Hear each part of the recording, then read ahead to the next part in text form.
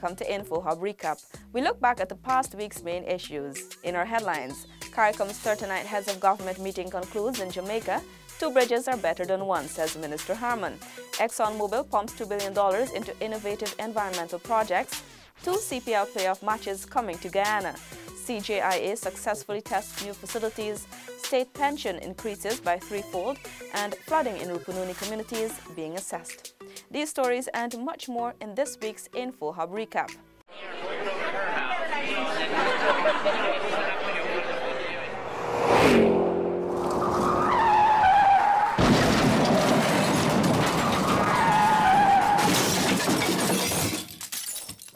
First, we tell you that the Cheddi Jagan International Airport began testing those brand new air bridges. Renetta LaFleur was there and saw them in action for the first time. The newly upgraded Cheddi Jagan International Airport, CJIA, will boast new boarding bridges among many other features when the expansion works are completed at the end of 2018. Recently, the boarding corridor and one of the boarding bridges were successfully tested by CJIA's Engineering and Technical Department staffers. These new features were also well received by several departing passengers. This is wonderful. I love it. It's amazing. We are progressing. Thank you. It looks fantastic. I'm glad this is. I think this is the first one.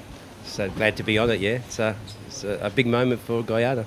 It's nice to be back, and the progress is phenomenal. So looking forward back again. Today is a good day. It's a great day. It's a wonderful day. It's a day that we looked forward to with hope and optimism. And I want to congratulate the Cheddi Jagan International Airport Corporation for their work to bring this forward. I want to also congratulate the government of Guyana and the people of Guyana for believing in this dream and working together collectively to give us a wonderful new airport and jetways. The CJIA expansion project is a US $150 million initiative which President David Granger has described as the gateway to a modern Guyana. The new bridges can accommodate all sizes of aircraft. From CJIA with videographer Leon Leung, I am Renetta LaFleur for InfoHub. Kirani James on Saturday last delivered a spectacular performance in front of scores of spectators, comfortably winning the highlight 400-meter race at the Allian Pompey Invitational. Isaiah Braffett was there and filed this report. The Olympian's performance was nothing short of spectacular. James completed his race in 44.99 seconds, comfortably finishing ahead of Chidi Okizi of Nigeria and Guyana's Winston George. We had some rain earlier, so that kind of affected preparation, but yeah, I'm happy. I just try to work on some things, figure some things out and see how I recover, stuff like that after the race. So it's a work in progress still. Also putting on a show for the fans was scholarship student Emmanuel Archibald, who clocked 10.92 seconds to win the men's 100-meter race. I feel like very excited. Never expect to win it, but I came out here, execute as my coach said, and today I did it well. Participating on home soil for the first time in the triple jump event was Commonwealth gold medalist Troy Doris, who finished 4th behind Donald Scott of the United States, Christian Naples of Cuba, and Suriname Miguel Van Hassen, who finished 3rd. Glad to be in front of the home crowd, build my confidence for the rest of the season. I think a lot of people are waiting for me to come home, so I'm just glad to be here and give them a show. Unfortunately, the performance wasn't what I wanted it to be today, but all that matters is the presence and the energy was brought.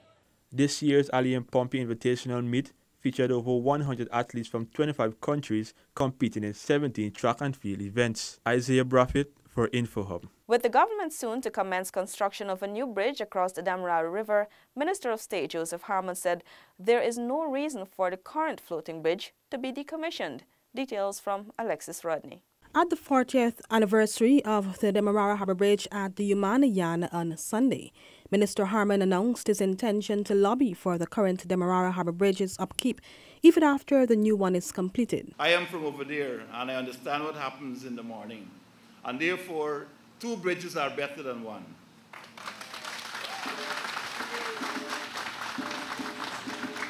I see absolutely no sensible reason to decommission one when you have another one. So from over there, where I'm responsible for politically, I would want to say that I will lend my voice to that chorus which says that we should keep both bridges. The new Demerara River Bridge will see the construction of an approximately 1,851-meter-long fixed four-lane structure with a movable span and two approach roads of a total length of 600 meters. The project is scheduled to start later this year and completed by 2020. Minister Harman noted that after 40 years of existence, the Harbour Bridge has stood the test of time. The bridge was constructed in 1978 and designed by engineer Joseph Holder with a projected 10-year lifespan. It is now 30 years beyond that expectation and still going strong. This, therefore, is testimony to the quality and durability of infrastructural work that was done in the 1970s. For InfoHub, Alexis Rodney. Monday, July 2 was observed as CARICOM Day, a national holiday. It was in 1973 4 CARICOM heads of government affixed their signatures to the Treaty of Chaguaramas. The Prime Minister of Barbados, Errol Barrow, Guyana's then Prime Minister Lyndon Forbes Burnham, Prime Minister of Trinidad and Tobago Eric Williams, and Jamaica's Prime Minister Michael Manley signed the treaty, thus laying the groundwork for a community for all. On Tuesday, oil giant ExxonMobil announced its intention to pump $2 billion into innovative environmental projects in partnership with Conservation International and the University of Guyana. Tiffany Rojas has more. Conservation International is the grantee and the University of Guyana is the beneficiary. Over the next 5 years, Conservation International Guyana and UG will train Guyanese for sustainable job opportunities and to expand community-supported conservation. Conservation International Guyana will conduct a feasibility study to define the details of the program.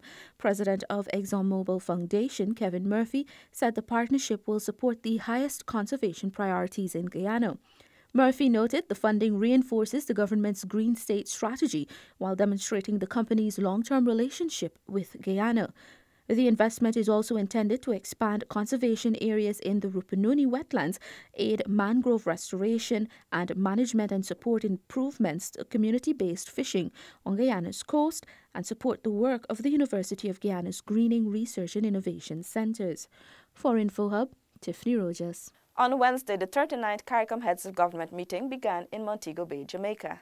Incoming Chair and Prime Minister of Jamaica, Andrew Holness, addressed the opening. Speeches were also made by the outgoing Chairman and President of Haiti, Jovenel Moïse, and Secretary General of CARICOM, Ambassador Erwin Larocque. Before the opening, the new President of the Caribbean Court of Justice was sworn in. Justice Adrian Saunders replaces Sir Dennis Byron at the community's highest court of appeal.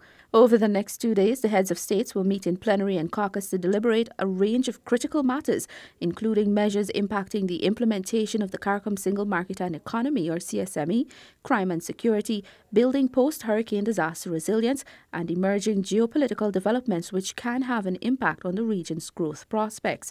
They will also receive and discuss the final report on the CARICOM Commission on Marijuana.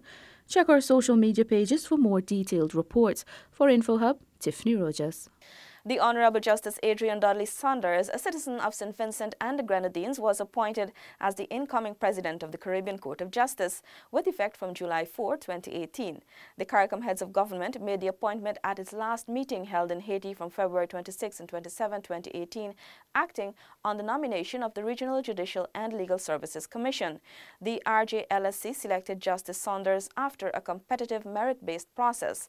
The legal luminary was appointed as a CCJ judge in 2005. The 64-year-old replaces Kittian Sir Dennis Byron, who took over from Trinidadian Michael de la Bastide. Justice Saunders is married and has 2 grown sons. The Hero Caribbean Premier League, CPL, signed a historic deal which will see Guyana hosting the 2 playoff matches for the first time. Renetta joins us again. The 2 games will be held on September 11 and 12, 2018.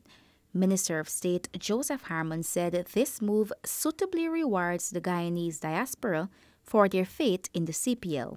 I believe that CPL now understands that Guyana, apart from the cricketing public, that we have a very strong government administration, that we are very committed to sport, that we understand the role which sport plays in our national psyche and in the happiness of our people. And so we want to ensure that that kind of investment which is made in the happiness of our people as part of that good life which we promise to all Guyanese, that sport plays a very meaningful role in that. A total of 7 Hero CPL matches, including 5 group games, will be held here this year. CEO of CPL, Pete Russell, said Guyana may soon be the home of CPL in the Caribbean. We're delighted because obviously for CPL, Guyanese cricket fans are what make the CPL what it is, which is the biggest party in sport. It resonates around the world, everyone wants to come and see it, and our objective is to make Guyana the home of sport in the Caribbean. So we're thrilled that this day has come. The Hero Caribbean Premier League, which began in 2013, is a franchise-based T20 format cricket tournament that combines exhilarating matches and a vibrant carnival atmosphere. Renetta LaFleur for InfoHub. The International Court of Justice has set dates for the submission of a memorial in the Ghana-Venezuela border controversy. Here are the details.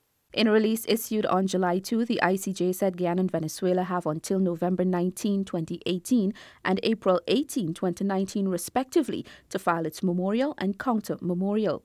A memorial is a petition or representation that will have to be made by the legal teams for the party in the matter. The ICJ said it has to first resolve the question of its jurisdiction before making a determination on the border controversy. In March, Guyana filed its application to the ICJ requesting it to confirm the legal validity and binding effect of the award regarding the boundary between the colony of British Guiana and United States of Venezuela on October 3, 1899, hereinafter the 1899 award.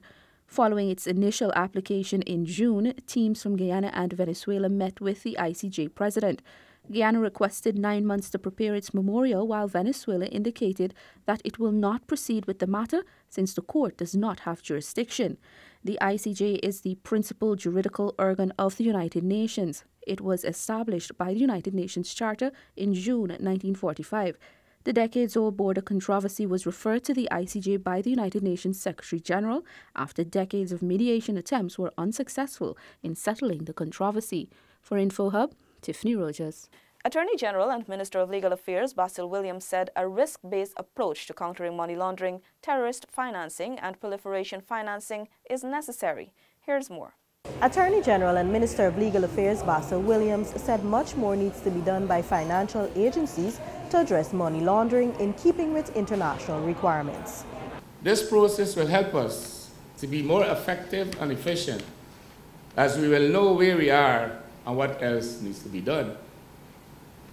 Follow-up leads to follow-through, and is necessary to effectively delegate tasks within project teams. This is one critical means by which we will monitor our progress in implementing mitigating measures. He was speaking at Guyana's Money Laundering, Terrorist Financing National Risk Assessment Seminar hosted today at the Georgetown Club. The seminar is a follow-up to the National Risk Assessment completed in 2017, which aimed to determine Guyana's money laundering risks and what can be done to protect our financial system. A.G. Williams explains. We were also able to uncover threats on our vulnerable areas. The NRA determined our overall risk of money laundering, that the overall risk of money laundering in Guyana is high. This outcome stems from the high rate assigned to the overall national threat and vulnerability, which was rated medium high. I suspect a lot of people might be surprised at that. Regarding terrorist financing, the threat is medium. It is important for me to paint this realistic picture so that we can know where we are and the amount of work that we have to do come 2022, when we will be assessed again. With senior videographer Derek Bridge-Mohan, Stacey Carmichael for InfoHub. Anai Berbice and Georgetown will soon benefit from the Ministry of Public Telecommunications' first edition of the updated Caribbean Telecommunications Union Information and Communication Technology and E-Agriculture Roadshow. Details in this report. The historic event, slated for the Artachang Convention Center from July 9 to 13, 2018, will see presentations on the use of ICT in several sectors.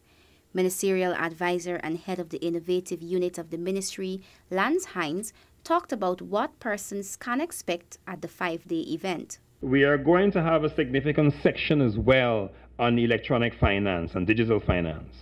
So we're going to be talking about blockchain. We're going to be talking about the application of blockchain. We're going to see companies coming in talking about how they're doing it in the region at the moment and providing some insight in terms of how it could be done here.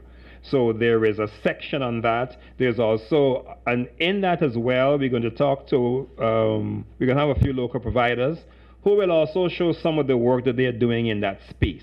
Youths will also benefit from information on ICT career opportunities. The event is primarily sponsored by Digicel, along with support from the United Nations International Telecommunications Union and Food and Agriculture Organization. Digicel representative Nalini Vera. This is in line with our overall aim to ensure that countries and their citizens benefit from our presence. We want to help to create a world where no one gets left behind. We are supportive of any and all initiatives designed to promote innovation in an adaptation of ICT as an engine for all aspects of the Caribbean development. The CTU ICT Roadshow will highlight trending areas in the sector and demonstrate how technology can be used to improve the livelihoods. Main events include an e-agriculture forum, youth fair, and an open day at the Artichon Convention Center. There will also be outreaches in Berbice and Anai on July 11 and 14 respectively. Renetta LaFleur for InfoHub. The importance of creating an effective Caribbean single market and economy was emphasized at the opening ceremony of the 39th regular meeting of CARICOM heads of government held at the Montego Bay Convention Center in Jamaica. Here's this report. The importance of creating an effective Caribbean single market and economy CSME was emphasized on Wednesday evening at the opening ceremony of the 39th regular meeting of CARICOM heads of government being held at the Montego Bay Convention Center in Jamaica. Secretary General Ambassador Erwin LaRock in his remarks stated that the CSME has not achieved its potential, and as such a special session has been planned to examine how it can be improved. Since the CSME was inaugurated here in Jamaica 12 years ago, we all agree that much has been accomplished under its regimes, but we have not achieved as much as we should have by now. Major policy decisions and adoption of legal instruments take much too long to be negotiated. We must do more and do it more quickly. Just before the first plenary session on Thursday, President David Granger told InfoHub that CARICOM needs to adopt a fresh and holistic approach to the implementation of the CSME. I believe that the Caribbean has underexploited its resources. So what I see is that the CSME needs to adopt a fresh approach to production, particularly agricultural production, distribution and marketing. And I think if we took that holistic approach, some of the problems that people complain about would be overcome and solved. Another issue of importance to be discussed is the report by the Regional Commission on Marijuana, which recommends the legalization of controlled quantities. However, President Granger says Guyana will not be moving in this direction. We are moving towards removal of custodial sentences for the possession of small amounts of marijuana. We are not moving towards encouraging the industrialization of marijuana production. I think that is a little premature in terms of Guyana's in the context of Guyana. We have vast landscape in comparison with some of the Caribbean island states. We have challenges for enforcement and challenges for control of that land space. And it would be very difficult for Guyana to embark on that push at the present time. For InfoHub, I am Arifa Bacchus. On Thursday, approval was granted for the construction of a 0.95 megawatt dual hydro system at Mokomoka and a 2.2 megawatt at Kumu in the Upper Takatu, Upper Essequibo areas. Others planned for more hinterland communities. Stefan Gabriel has more. The announcement was made by Regional Chairman Brian Allicock at the recently concluded Regional Tushau's Conference in Lethem. The Mokomoko station will be constructed at a cost of US $2.2 million and Kumuz at US $6.24 million. The hydro was approved, the Mokomoko, the 0.95 megawatt, and the Kumu, the 2.2 or 2.3 megawatts. So those are the two letters I got, government approving that the hydro be constructed in those two rivers. The projects are being financed through the United Arab Emirates and the Guyana Red Plus Investment Fund under the Low Carbon Development Strategy. They should be completed in 2.5 years. Minister David Patterson explained that a geotechnical study is currently being undertaken at the Mokomoko Falls area. There's a site visit which has been scheduled for Mokomoko. There is a geotechnical study which is ongoing at the moment, which is funded by the IDB, and that report will be received in the next quarter, in the third quarter of 2018. As you can remember, there was a failure with the previous hydropower, so we want to ensure that we don't do the same mistake again. Last month, Minister Patterson announced that several renewable energy projects involving solar, wind, and hydro amounting to some 30 megawatts will be completed by 2020. These are to be constructed in the 3 new townships of Bartika, Lethem, and Mabaruma, as well as Madia, Chuma Chumari, and several other hinterland areas. Funding has also been secured to commence the hydro project in Kato, Region 8. A US $200,000 0.02 megawatt micro hydro will commence in Mabaruma, Region 1, during the third quarter of this year. Renewable energy projects are also slated for Port Kaituma, Kwakwani, and Matthews Ridge. The multi-billion-dollar projects will set Guyana on the path to meeting international commitment to move to 100% renewable energy by 2025. For InfoHub, Stefan Gabriel. The post-cabinet press briefing was also held that day by Minister of State Joseph Harmon. Stacey was there and filed this report. Minister of State Joseph Harmon today announced that state pension increased threefold from $10,000 monthly to $30,000. Cabinet on Tuesday approved a submission for the increase in the maximum annual rate of the state pension from $120,000 to $360,000. He also announced that Professor Noel Muniz, a well-known Guyanese historian, will now be paid a state pension. According to the minister, she has met the eligibility criteria under the State Pension Act, describing her as most deserving. Cabinet has discussed the payment of the second tranche of severance to sugar workers in keeping with its commitment. Several ministries were actually asked to do a cutback on their budgetary allocations, and we anticipated that all of the money will come from that process. Half of it has already been paid, and the second tranche will take place. It will come directly from government sources that will be paid in the second half of the year. The state minister this morning updated Prime Minister and Acting President Moses Nagamutu on the flood situation in Lethem and Tabatinga in the Rupununi. The Prime Minister was updated that waters in the area have risen up to 5 feet between 5 hours and 11 hours yesterday, Wednesday, July 4, and that 25 residents were evacuated and are being housed at the Culvert City Primary School, Tabatinga Community Center, and the Amerindian Hostel. Minister within the Ministry of Public Infrastructure, Annette Ferguson, is in the region and assessing the state of public infrastructure. Minister Harmon will lead a team which will include Civil Defense Commission officials to Lethem and Tabatinga Friday, July 6. You have a regional emergency operations center, and that operations center is very active. Some of the items these are just preliminary assessments. We're looking at aviation fuel to support emergency medical evacuation, should that become necessary in remote areas. We're talking about purification, water purification tablets, water storage containers, and food and bedding for the residents who are in shelters. I have been advised by the Civil Defense Commission that these items are available and can be deposited there at short notice. The minister said community radio stations established in the hinterland have been playing an important role in keeping affected citizens abreast with government intervention. For InfoHub, Stacey Carmichael. Materials Management Unit Director Cecil Jack put to rest allegations that there is a shortage of insulin at health facilities in some parts of the country. Alexis reports. Debunking reports of insulin shortages, particularly from 2 regions, the MMU director said he is deeply disappointed that the information is being peddled in the public when the evidence can speak for itself. I want the public to know that there is absolutely no shortage of insulin. The 70-30, the soluble, neither the lengthy. We have all in stock. InfoHub visited the Diamond East Bank Demerara facility and viewed insulin supplies stored in the cold storage container.